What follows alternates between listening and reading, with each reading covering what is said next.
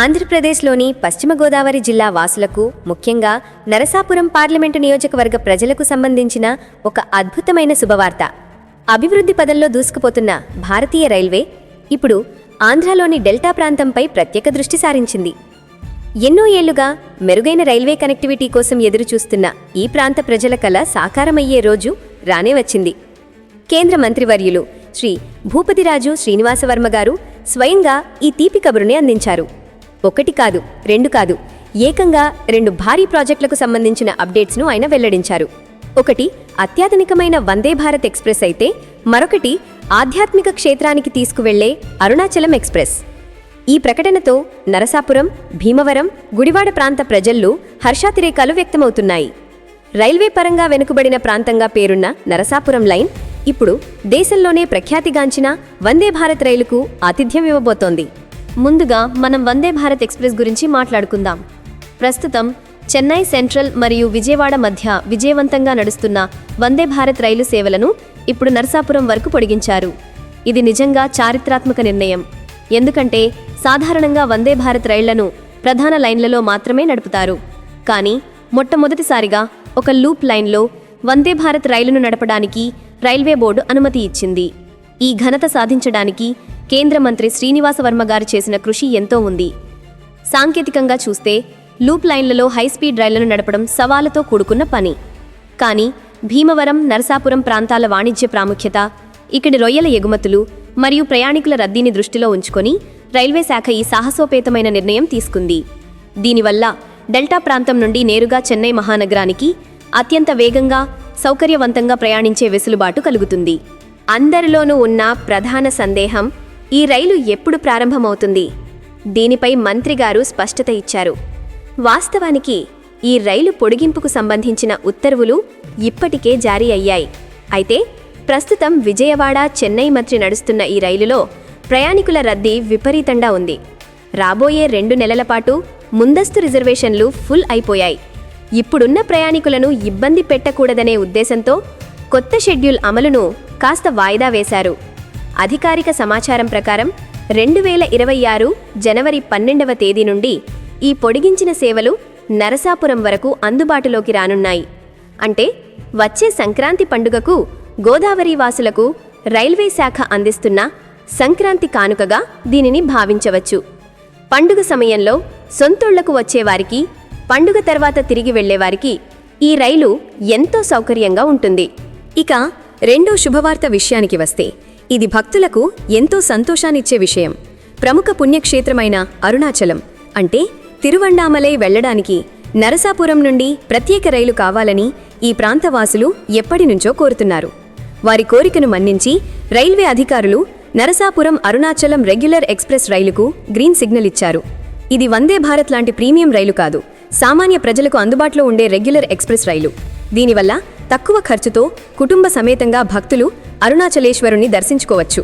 ఈ రైలు కూడా త్వరలోనే పట్టాలెక్కనుందని, దీనికి సంబంధించిన ఏర్పాట్లు జరుగుతున్నాయని మంత్రి శ్రీనివాసవర్మ గారు తెలిపారు.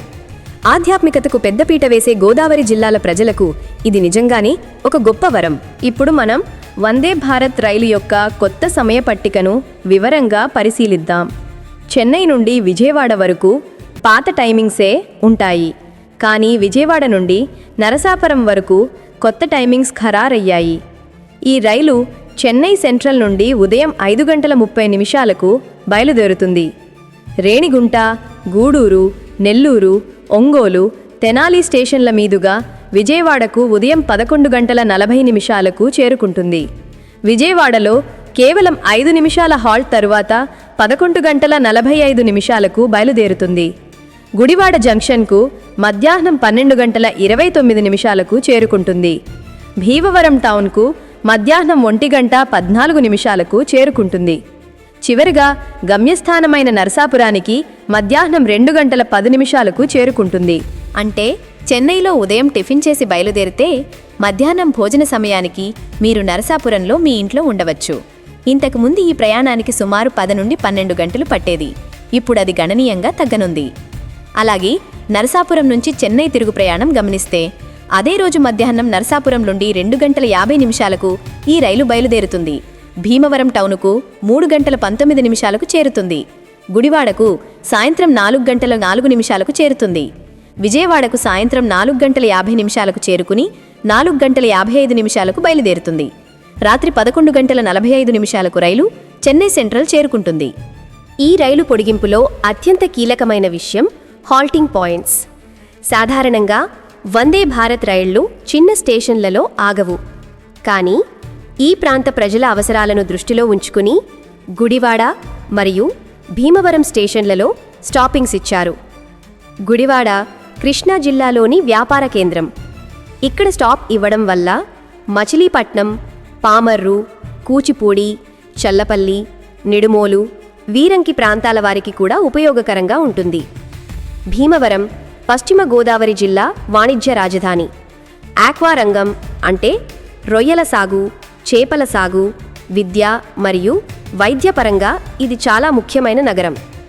ఇక్కడ వందే భారత్ ఆగడం వల్ల వ్యాపారవేత్తలకు చెన్నై మరియు విజయవాడ వెళ్లి రావడానికి చాలా సులువవుతుంది. నరసాపురం చివరి స్టేషన్. అంతర్వేది వంటి పుణ్యక్షేత్రాలకు వెళ్లేవారికి, కోనసీమ ప్రాంత వాసులకు ఇది ముఖద్వారంగా ఉంటుంది. ఈ కనెక్టివిటీ వల్ల కేవలం ప్రయాణ సమయం తగ్గడమే కాదు, ఈ ప్రాంతంలో ఆర్థిక కార్యకలాపాలు కూడా ఊపందుకుంటాయి. చెన్నై వంటి మెట్రో నగరంతో డైరెక్ట్ డే టైం కనెక్టివిటీ ఉండటం ఆక్వా ఎగుమతిదారులకు, విద్యార్థులకు, ఐటీ ఉద్యోగులకు ఎంతో మేలు చేస్తుంది. మొత్తంగా చూస్తే కేంద్ర మంత్రి భూపతిరాజు శ్రీనివాసవర్మ గారు చెప్పిన ఈ 2 శుభవార్తలు గోదావరి జిల్లాల రూపురేఖలను మార్చే విధంగా ఉన్నాయి. లూప్ లైన్లో వందే భారత్ రైలును సాధించడం ద్వారా ఈ ప్రాంతానికి జాతీయ స్థాయిలో గుర్తింపు లభించింది. 2026 జనవరి 12వ తేదీ నుండి ప్రారంభం కానున్న ఈ సేవలు సంక్రాంతి సంబరాలను మరింత రెట్టింపు చేయనున్నాయి. అటు హైస్పీడ్ ప్రయాణానికి వందే భారత్, ఇటు ఆధ్యాత్మిక యాత్రకు అరుణాచలం ఎక్స్ప్రెస్, ఇలా 2 రైళ్లు రావడం నిజంగా శుభపరిణామం. ఈ రైళ్లు అందుబాటులోకి వస్తే ప్రయాణ కష్టాలు తీరి సౌకర్యవంతమైన మరియు సురక్షితమైన ప్రయాణం గోదావరి వాసుల సొంతమవుతుంది. ఈ అభివృద్ధికి సహకరించిన కేంద్ర ప్రభుత్వానికి, రైల్వే శాఖకు మరియు మంత్రి గారికి ఈ ప్రాంత ప్రజలు కృతజ్ఞతలు తెలుపుకుంటున్నారు.